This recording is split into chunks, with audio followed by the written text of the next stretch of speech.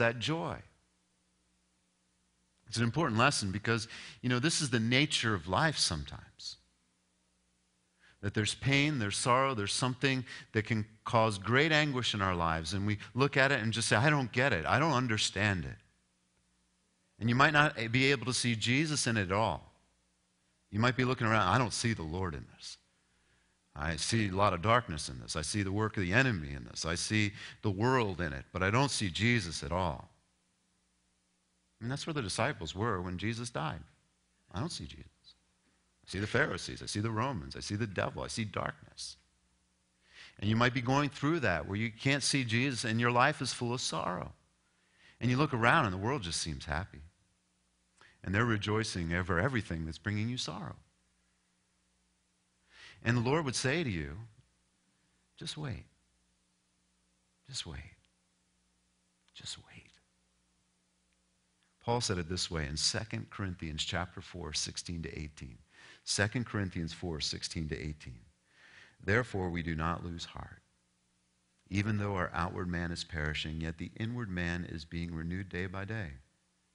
For our light affliction, which is but for a moment, is working for us a far more exceeding and eternal weight of glory. While we do not look at the things which are seen, but the things which are not seen. For the things which are seen are temporary, but the things which are not seen are eternal. And Paul, when he said our momentary light affliction, this guy didn't have an easy life. You read about his life. He was whipped on 5 different occasions, 39 times. He was imprisoned. He was beaten with rods on 3 occasions. He was stoned and left for dead. He was shipwrecked. He was chased. He was robbed. He was hungry. His life was hard. And in looking at his life from the outside, we would look at it and say, man, that guy went through some heavy things. But he looked at it and he said, this is light. This is nothing. Our momentary light affliction.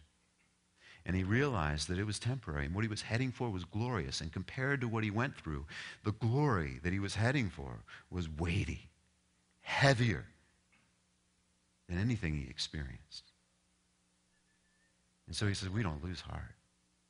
We're going to wait and trust and know that what's coming is so great, so awesome, so wonderful. So we're going to look at the things we don't see. We're going to trust in what we can't see. We're not going to get all wrapped up on what we can see. It's a promise of what's coming.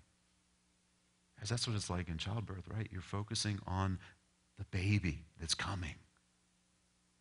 That's what helps you get through the pain. Same idea.